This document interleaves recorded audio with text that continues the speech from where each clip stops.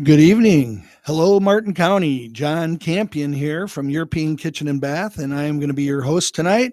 This is the kickoff series that we're going to have running for many weeks. My counterpart in crime, Todd Harris from Crown Car Care, he's taking care of business today. So here we are. You're in the hot seat. Yes. And of course, my right-hand buddy, Frank Mezzapel, here to make sure I don't violate any FCC rules, right? Yeah. Yeah. Frank Mezzapel. Yes, amongst other things. Big Frank. Keep the flow of the show. Got it. Yeah. You got it. And of course, today, to kick off our leadership and business theme, I am very fortunate to have as our guest tonight, Tim Kinane, who is a leadership coach and one of the few people I know that just keeps it all in his head and is so logical and comes up with things that I just go, why didn't I think of that? So, Tim, welcome. Thanks for having me, John. Yeah, man, it's a real treat. So, I've met Tim probably, I think it was 20, no, not 30. I haven't been here that long. Yeah, I met Tim 40 years ago in my sleep.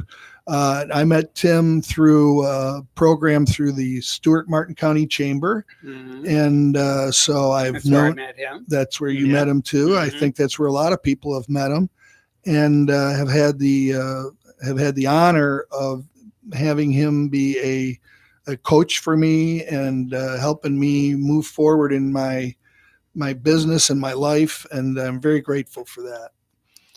Glad to help. Yeah. Give man a few words tonight. I love it. It's like when I had my son on here the first time. Remember I'd been on here a few years ago? Yeah. So Ben, how's it going? Good. Good. All right. Well, I know you have a lot of words in you, so I want to let you get yours out before I try to get anything. Okay, well, good. Well, you just give me, Frank, tell me to stop and I'll let Tim go.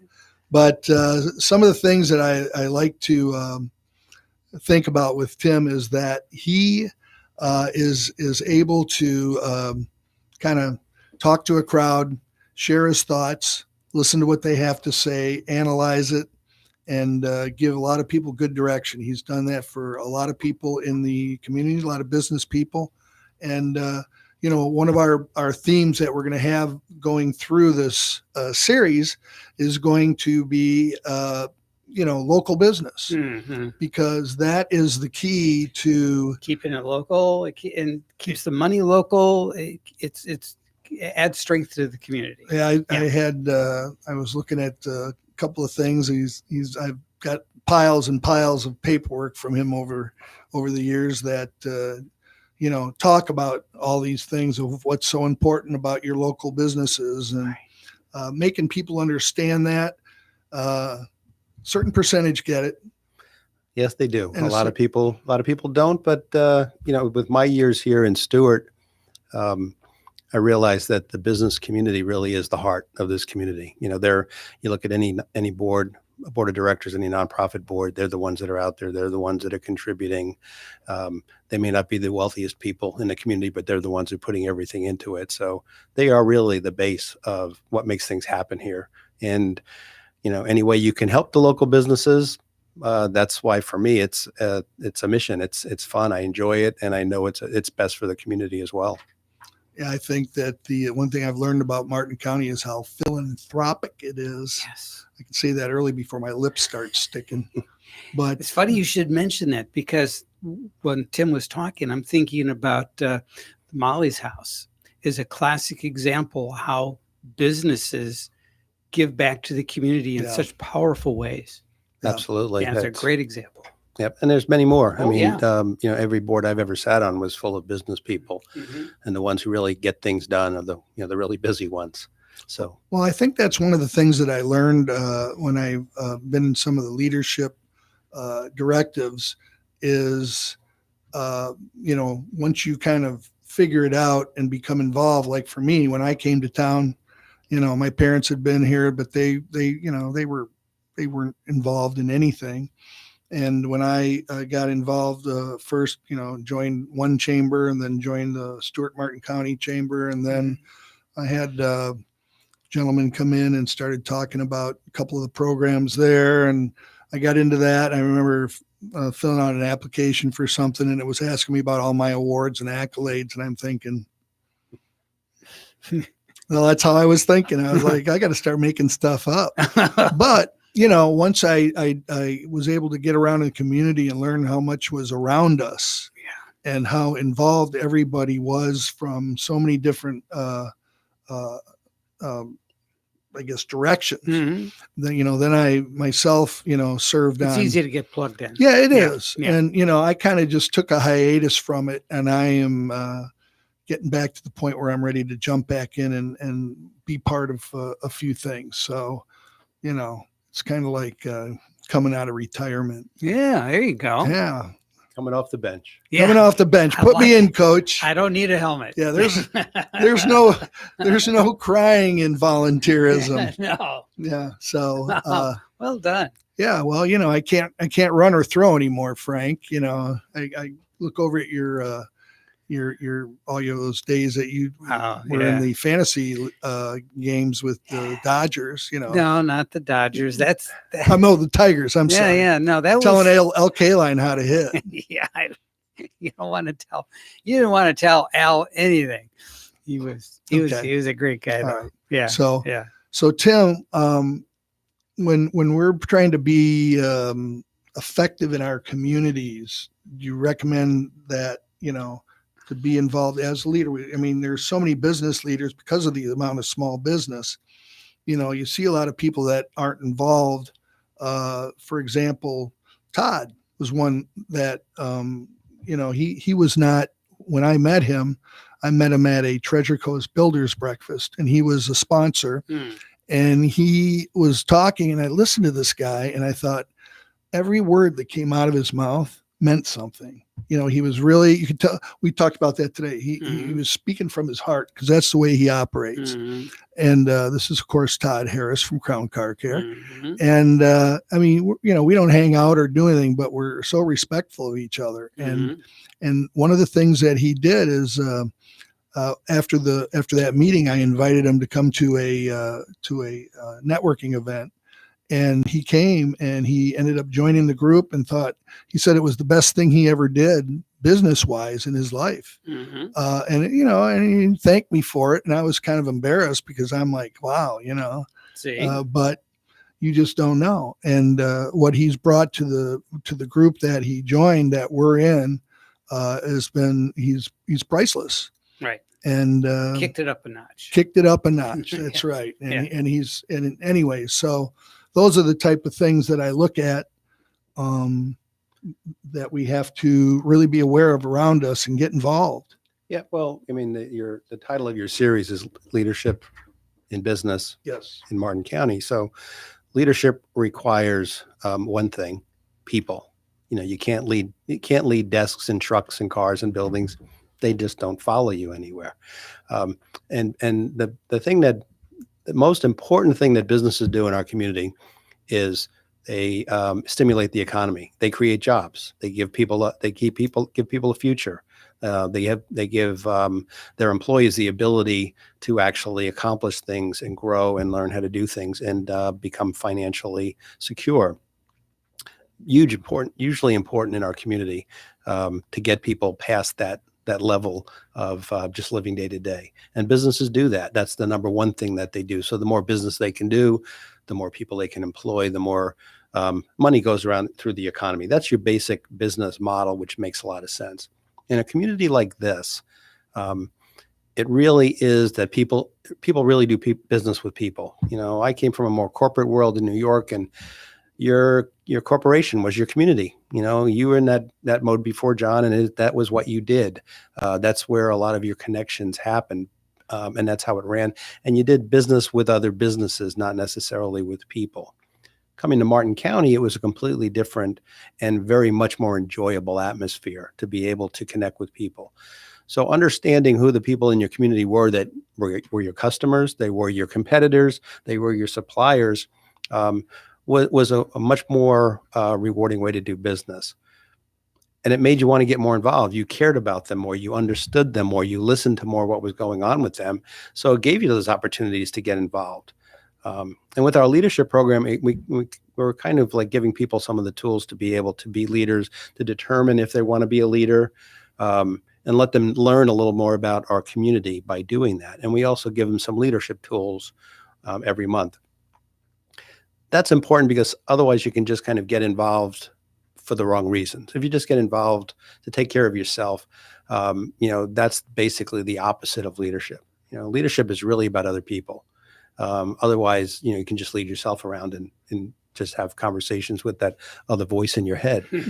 But this shoulder or that shoulder. Yes, exactly. So, but if it's other people, you need to understand them. You need to listen to them, and that's a huge part of what leadership is all about.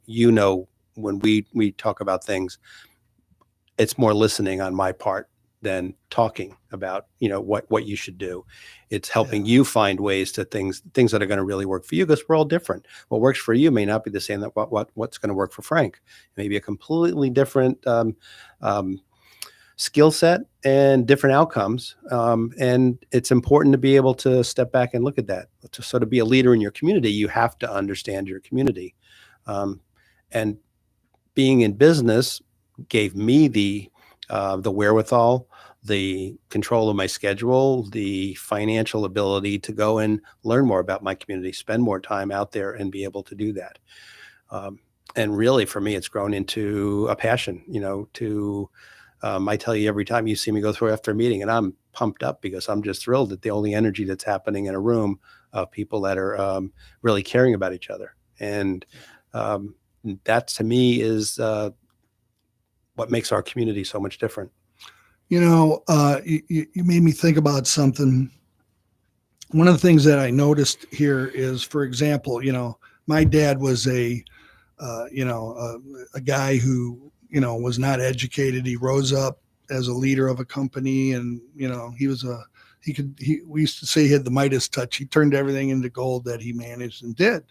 So as these guys are rising that corporate ladder, and, you come down here, and, they were living at Harbor Ridge, a nice place with people with a lot of money. And, where was he in that economic or whatever social scale? Well, he knew how to hang out at a club and drink a few cocktails and, be Dick. That was his, anyways. But what I remember about it was those guys would sit around and play cards, and these guys who were big whiz, the CEO of Delta Airlines lived across the street, or this or that. And now you're, I don't want to say you're nobody anymore, but you're now just hanging out, being a regular guy, and you're not that, good luck if you got to go see Mr. Campion, that type of stuff. And my brother and I talk about that all the time, about how all these bigwigs kind of, it's kind of downsized, and now they're in this community. And of course, many of these people have served on boards and served the community and done well and been out there volunteering. So, and when you talk about the corporate life, you were up in New York and I was doing my corporate thing, it takes a little time to come down from that, I think. And then, all of a sudden you're, like you say, you're in this community and you're going, wow, this is kind of different. Yeah. Well, I think in the corporate world, you also have more structure. And you may be inspired by what you're doing there, but you also have limitations, right? Well, you have limitations, but authority. You have clear lines. Yeah. Like, okay, if I tell you what to do and you work for me, you have to do what and the further up you go in that hierarchy, there gets to be a lot more give and take, more influence that's important. Here, when you get into a community like this and you have your own business, you can't just go and tell everybody else what to do. It just doesn't work. So influencing them gets to be important. And, when you talk about people that you are drawn to, there's some reason that you're inspired by them. And that's a big part of leadership as well. And if you have that ability to communicate what inspires you, it's a lot easier to be a leader. People are going to have an easier time connecting with you, with what you're doing. And that could be as simple as, you're coaching a softball team or a baseball team, and your passion is you want them to do better, and they get inspired to do that.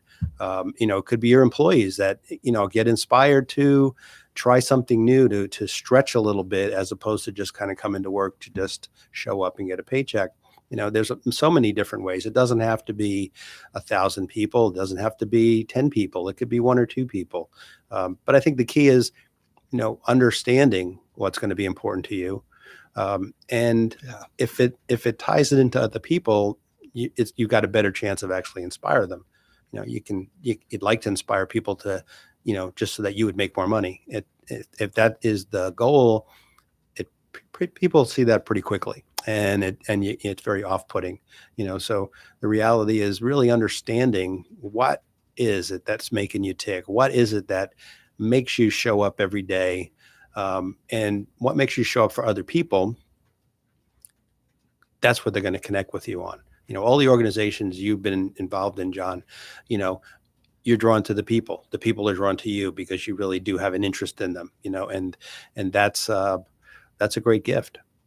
Well, and that's the other thing I always thought about. I was always the sales guy. Mm-hmm. And then, does a sales guy make a good manager? Does a sales guy make a good owner? Does a sales guy? Historically, no. Well, that's the problem, because we have a hard time saying no. Yeah, and that's one thing that, you've learned from me, because I'm a people pleaser. Yes. And in the scale of colors of where you come from, I'm not good. I mean, Tim's right. I'm drawn to the people are drawn to me. I'm drawn to them. I'm a people pleaser. Right. And you're very high I in my disc parlance. So yes, your people is what really drives you. And a lot of salesmen are high I's. Some of them have a hard time, finishing the deal because of that. Right. But managing or leading other people. And there is a difference between the two, and they're both important. But managing people is very hard for a lot of those folks. Right. Yeah, I was. It's funny. I wrote down some names to just say, okay, tell me if you think this person is, in your opinion. I think these are names that are. Think about this, Frank. Okay. People that are good leaders. The first one I had was Bart Starr. I would go with, he at a time, a different time. Mm-hmm. Okay. This is kind of Dan Marino. Mm-hmm. In a different way. Yeah. And there's different types of leadership. And I think that's the key. That's why I'm not jumping in there with an answer. Right. Well, he never won a Super Bowl. They were both of them were very goal oriented. And also very much, they wanted to be the center of attention, but they had to find a way to work with the team in order to get that done. Right. But how far did they get outside of that to really, be a leader? Yeah. If you walked off the field, were they still a leader, or was it just when, was he really managing the huddle instead, going, here's what we're going to do? Probably, because when he walked off the field, he had Vince Lombardi in his face. Yeah. Right? Where if you talk about a leader, I tend to look more towards because the quarterback ends up being tactical. Mm-hmm. The leader is more the guy on the sidelines. That's good. We just lost Bobby Bowden, right? Incredible leader. Mm-hmm. I mean, he could command a room very quickly, but if he was talking to you, there's 100 people in the room. If he was talking to you, you were the only person he was talking to. He really could connect with people, over time. A story I remember of that, I was very much involved in the river initiative here in Martin County when we got that started. Mm-hmm. So we spent a lot of time in Tallahassee trying to push those buttons. And we were in the governor's office. Jeb was the governor. Frank Brogan was the lieutenant governor. We were going to a cabinet meeting. We were going to present something at the cabinet meeting. So we're in the governor's office, and if you know the Capitol, they have this spiral staircase that goes downstairs to the cabinet room. We're going down, and the Florida Secret Service guys stop us and, say something to the governor. And the governor turns around and goes, well, we have to wait here. And I'm like, really? He goes, Bobby Bowden's at the bottom of the stairs. And we got to wait till he's done. and literally held up the governor before they could go to a cabinet meeting That's funny. because he was there. Oh. But I mean, that's what I look at for, for a leader. It's really, who are they inspiring? And you can inspire different people for different reasons. Yeah. So how does, and then again, on the tactical versus strategic, you got Marino and Chula, Yep. So what do you do there? Okay. How about this one? General George Patton. He was a manager. Yeah. I'm stumping it a little bit here. He's he was very much more driven about himself. You read a lot about General Patton. There was a lot of ego there. Yeah. I mean, I could tell you his profile. He was definitely high D. He was very driven by goals, and he made them happen. So I'm sure he was inspirational. If people found him, were inspired by him, then he's a leader. And Right. It may not have been everybody. Obviously, it wasn't everybody. But you probably there's no one in the world who can just lead everybody. Right. Okay. I'm gonna not keep going on this, but I'm enjoying it. Dwight Eisenhower. Yeah. A leader. He did more of it through influence as opposed to command. Yeah. Right. Okay. How about He was a good observer too, Mhm. because he observed the German road system, and he says and that's how he put the interstate that's system how the in. interstate highway came Okay. about, was because of his observations, what the Germans did over there, and he goes, "Well, I kind of like that. We need to adopt that. We need to idea." adopt that and bring some roads through Detroit. Yeah. All right. The first interstate highway was between Detroit and Chicago. 94. I-94. I-94. Mhm. Yep. Frank's from Detroit, if you couldn't tell. Yeah. How about Colin Powell? Definitely leader. He, again, when you look at his career overall, much more about influence than and more driven by policy. an overall mission, overall goal Mm. of it wasn't just get the job done, militarily it was, but beyond that, he had very definite opinions and things that he's worked on and done a great job of. Frank, this Nice. last one is a really good friend of yours, Really, Tommy Lasorda. Tommy. No, that's Greg's. Yeah, Greg would take that question. I should have just said Greg Wyatt. Yeah, Is he a leader? but Or- I think he would qualify as quite a leader. Yeah. I think so. You Yeah. read a lot of from players who played for him Yeah. that he was very much involved in inspiring them to get out there and do what they Right. did. Right. Yeah, because he was interested in his players. He Mhm. genuinely Yeah. wanted to understand them so he can bring out the best. Or a I good think that's plate what of leadership. pasta. Yeah. Right. That's cool. I had a couple more that were a little more sticky, but I'll leave them off since they're We got time for one more. okay. How about Donald Trump? Okay. My take on that was I would say certainly people followed him. Mhm. Was he a good leader? I think he's much more interested in himself. And it's and if you think about it, there's times when you go, I agree with that policy and I agree with that, but why did he do that? Why did he Right. do it that way?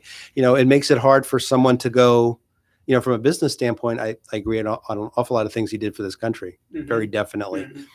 Yeah. How he did it is another issue, which makes Stepped it on his own message. yeah. Yes. And you go, and when you have to do that, you have to go, okay, I'm having a hard time following you. I should be able to believe in everything you're doing. And it's like, no, I just can't quite get there. So he made it hard. Let's put it this way. People can be leaders, good leaders, bad leaders, mediocre leaders, and they'll be different for different people. They will connect with different people. But I think when you got an opportunity to lead and you kind of leave some of it on the table, that's unfortunate. Unforced error. Yeah, there you go. I could never understand Obama starting it and then Trump continuing it with the tweeting. That was like, I never understood that because I'm not a tweeter to start with. And It's more about them. That's one of the things about a lot of politicians. It's really Okay. about them, All that right. connection to power. And it's Senators. Yeah. imagine if Yeah. Dwight Eisenhower could tweet. There are 50 guys right now in the U.S. Senate maybe 100. 50 people. Yes. Yeah. Yes. Thank Physically. you. Thank you. Yeah. Yes. Thank you for correcting me. Yes. That vision themselves as president. I think senators just do that. Maybe 100 of them. Maybe, yeah. But yeah. Wow.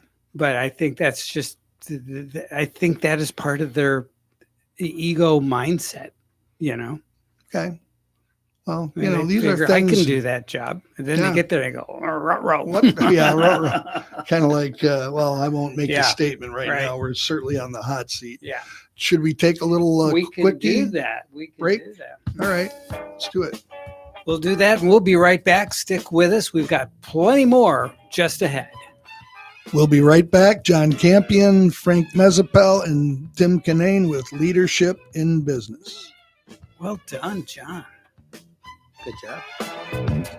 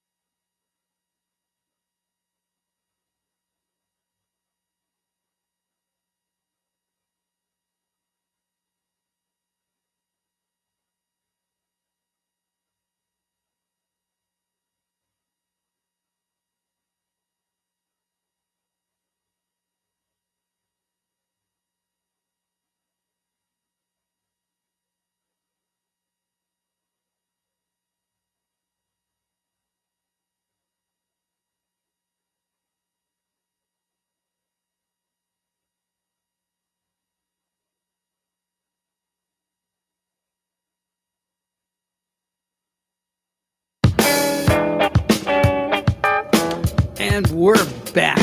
Just when you thought it was safe, they're back. Pay attention to the road.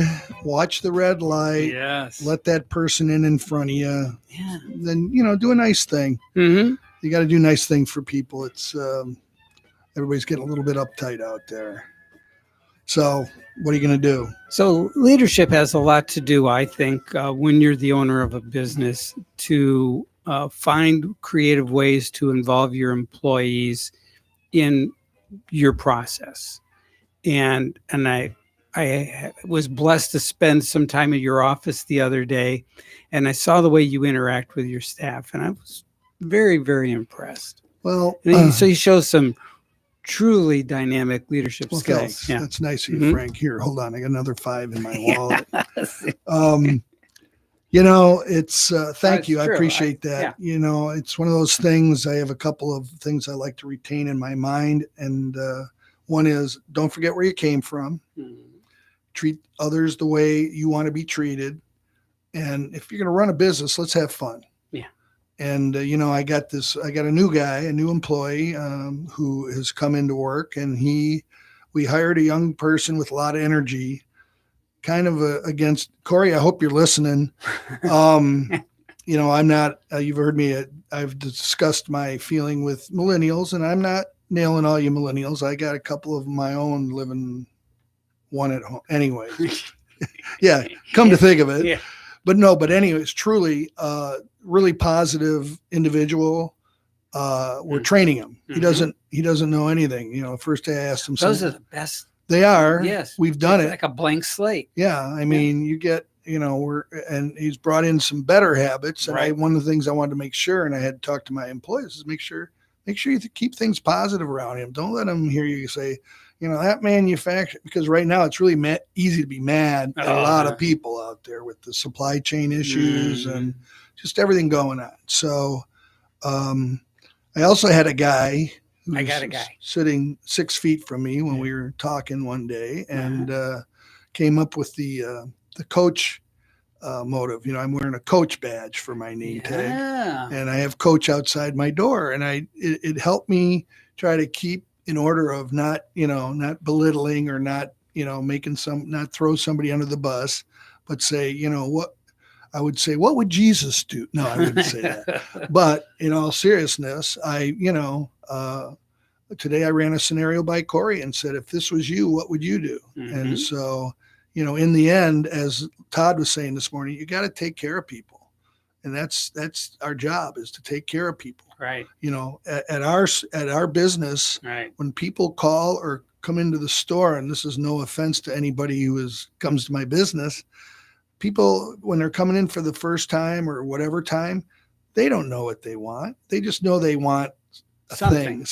Yes. And it's up to us, to bring that to them and explain it to them. And I sit in my office a lot, and it's kind of like how you sit around it's kind of like the times you're sitting around the table, Tim. Looks like you're not doing. No, and we're at our CEO meetings, and he's listening.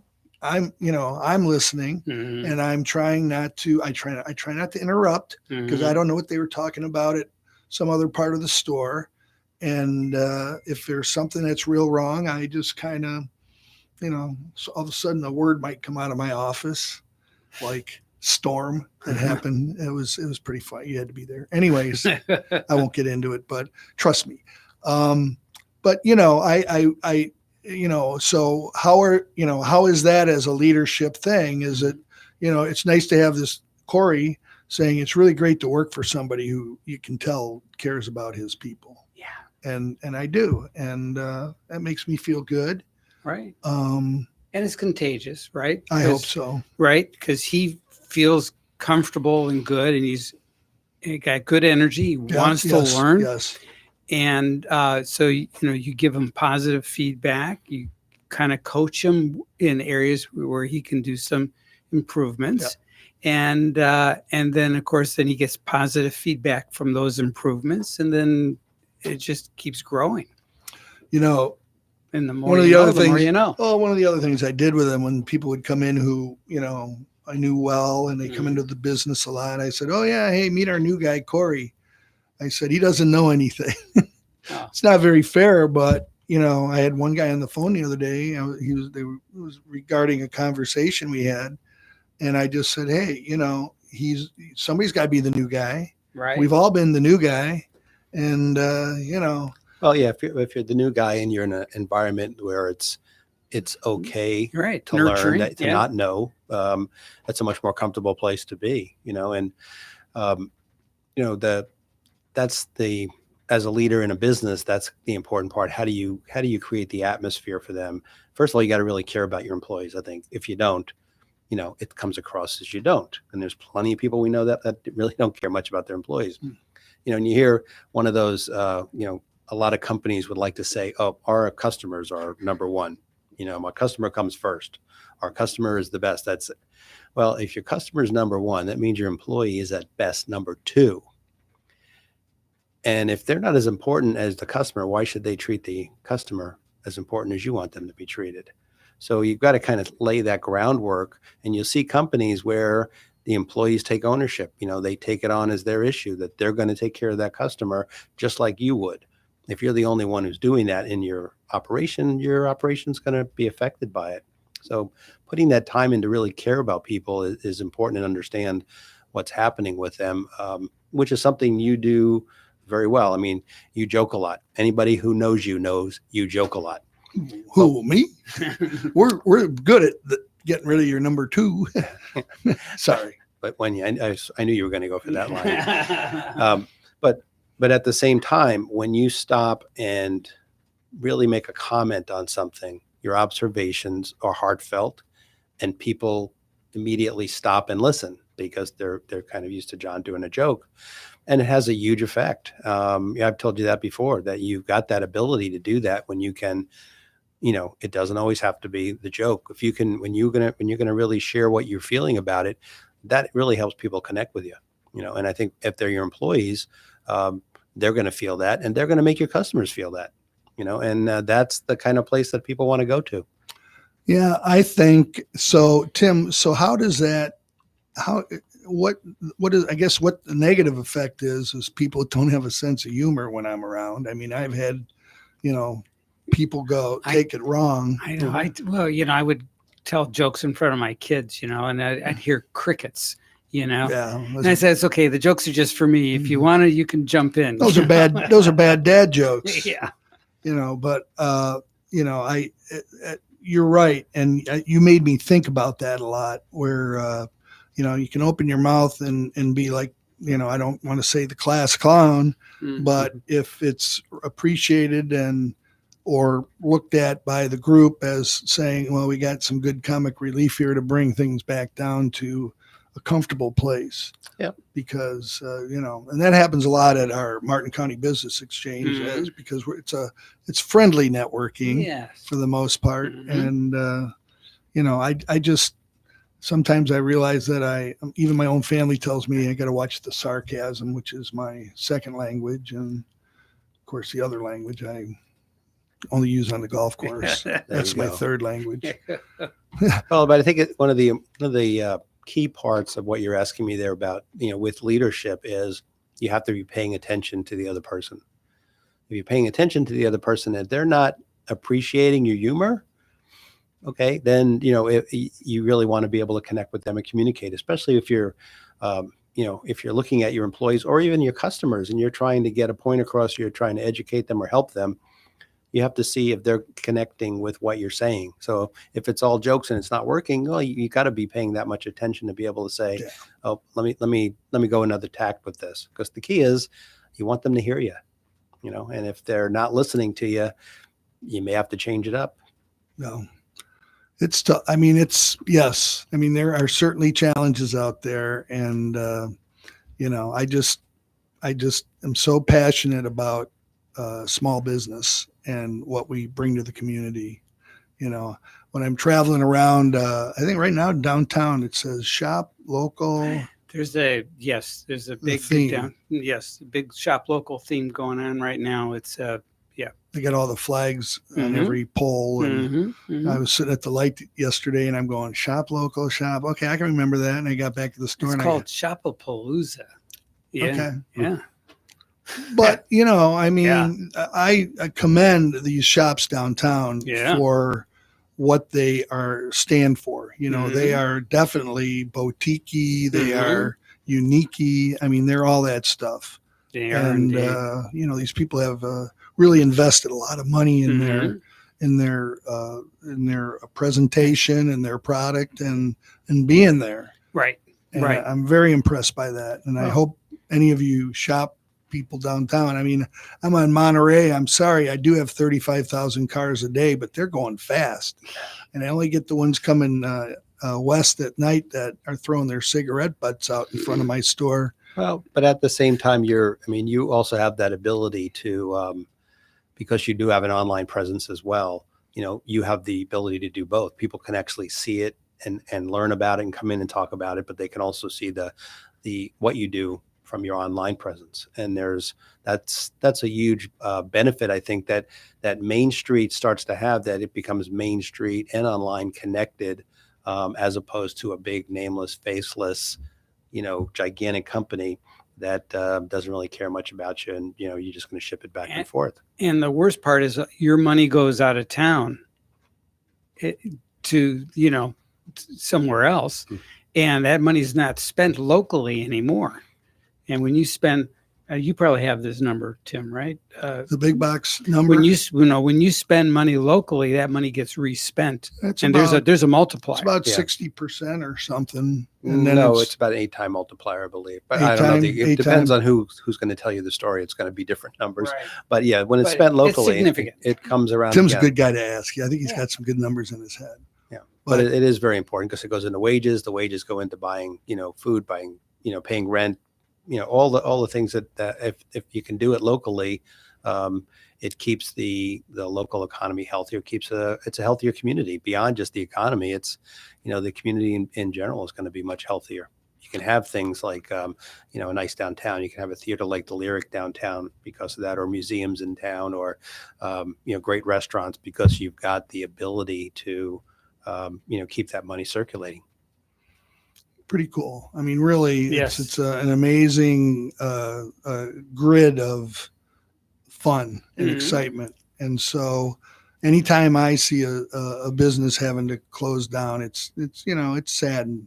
Yeah. And because a lot of these people have worked hard. Now, ourselves we're in our 30th year, and that, to me, that's just, I can't believe it. And it goes by quick. It's Florida time, baby. So, but I'm very appreciative of my community that helps me and supports me and guides our business every day. And folks, that's one thing when you get out there and get involved. And I would probably say too, my first run through being on the boards and doing this and that, I probably haven't been as involved as I should be with some of the things they're really looking for out there, because what they're looking for are leaders. There's some people in this community, I could just drop their name to a group of people that go, oh yeah, that person's doing everything. How do they even do their real job? Oh yeah, that person's on 12 boards. I don't know what the hell. But there are some very impressive people with a ton of energy out there, and I commend you. Right. I think the most important part of that, when you're going to get involved, whether it's your business or in other areas of the community, be inspired by it. Do something that you're inspired by. You're going to do it better. You're going to enjoy it more. It's not going to feel like work. But just getting on a board to be on a board, they can certainly use some expertise. My experience over the years is most people on boards don't really know what's expected of them, and usually it's a learning curve. It's like, oh, I was asked, I want to be on it. Okay, great. Well, now what do I do? Right. If you are really passionate about whether it's the arts or whether it's one of the not-for-profits in our community, then you're going to really work harder at it. You're going to, dive into it. If it's like I'm showing up, or, it's one more thing to do, and just another vote in the board, quorum. Right. Oh, yeah. No, I totally agree with that, and that is my own conundrum to say, what am I passionate about? Yeah. And you're better off finding out what it is because you're going to do it better and you're going to enjoy it more. Yeah. Well, and share your passion with others. Second time around. There you go. And, one of the things I like to use as a theme that I learned from my brother, Tim's heard me say this too many times. And you've heard me too, Frank, because I repeat myself. Starting to get to that point. But, my brother always said, he's older, and I really look up to my brother. He's my best friend, and 3 years older. And he said, well, when you turn 60, you can tell anybody anything you want except for your wife. Yes. And, I agree with that. Yeah. Good point. Yeah. If you think about where you are in that age thing, and Frank being such a young man, you got to wait another. Still waiting to get there. Yeah, that's right. Yeah. That's right. Yeah. That's good. We're going to take a quick break, and then we'll be right back and have some closing comments. Good deal. You bet. Thanks, Frank. We'll be right back. Leadership in business. All right. And we'll see you in a moment. Like, so they heard all that.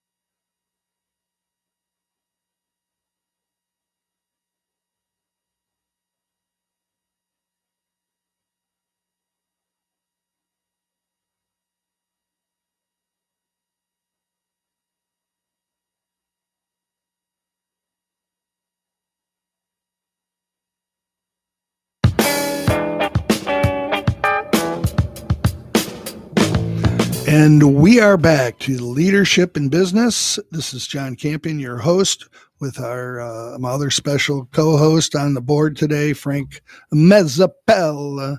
And of course, Tim. I was trained by the best. Tim Kinane, our leadership coach, who is here, leading off our series that we're going to be doing over the next several weeks. And we recommend or request any of your phone calls coming down the road, WSTU for all you regular listeners, 220-9788. And we'll have some more compelling shows as we put things together in the next few weeks, try to stimulate your thoughts. And of course, really highly recommend business owners can maybe catch us for at least part of the show going wherever you're going, or maybe you're still at work, adding up the numbers to see what kind of day you had. But you can always also go online and listen to us live at WSTU1450.com and then just click on listen, or you can go to YouTube after the show and put in Leadership in Business, today's date, and the show will pop up in your search bar. How exciting. Cool is that? Gosh, I can't wait. Yeah. No, it's all good. No, I enjoy doing this. I a few years ago volunteered to be on the radio with through one of our MCBE, Martin County Business Exchange, and it's fun. Like to have a good time. A little rusty, but we'll get there. Oh, you're doing great. And I left my script at home, so I had to. No, it's all good. I'm just trying to make sure I didn't miss. We just got a couple minutes left, right, Frank? Mm-hmm. Yeah, I think that I can't read my own writing, but I think some should have been a physician. Yeah, right. Yeah, who wrote this prescription? One of the things Tim was talking about with leadership in the community is getting out there and learning a lot of different things about what's happening in Martin County. Because though I can't talk about many of the things because there's a secret society out there that is all positive. you can learn so much about what's going on with business and government and education, criminal justice system, the environment. I mean, Martin County has it all. And, it's kind of fun to do it because something I always used to tell my mom, I said, they had there's another program out there for older people who don't want to get involved in going to maybe a program that lasts many months for some of the people in the community. I don't know if we still have it where they can go out, and it's a kind of a shrunk down version of getting out and about and learning about things in the community. Well, the county puts on a program that it's like that. Yes. Yeah. And so those are the type of things that I used to tell. My mom used to have a secret name she'd use to write into the paper back when the paper was something to write into. And I used to tell her, I said, Ma, you're only getting half the story. So just, ask me. But, it is amazing that, there's 3 or 4 sides to every story. Say there's 2 sides. I say there's 3 or 4 always. And that's the way it is. Yes. I mean, everywhere, all the time. You agree, boss? I would agree. Absolutely. And I think that's one of the main things that's critical for a leader to learn how to do is to shut up and listen. Yeah. Listen twice as much as you talk, and you'll end up learning a lot more, or at least understand where other people are coming from. Well, the biggest thing I learned about today is the next time I'm in a meeting with you, I'm not talking at all. I'm just going to listen. I'd be curious to see that. All right. Well, listen, I'll be taking notes. Yeah. Frank's taking notes and Tim's going to listen. But Tim, thank you for coming to be on the show tonight. Thanks for having me. We really appreciate it. It was a fun time, Frank. Good kickoff. Thanks for you all said your... I have a special guest, and you were right.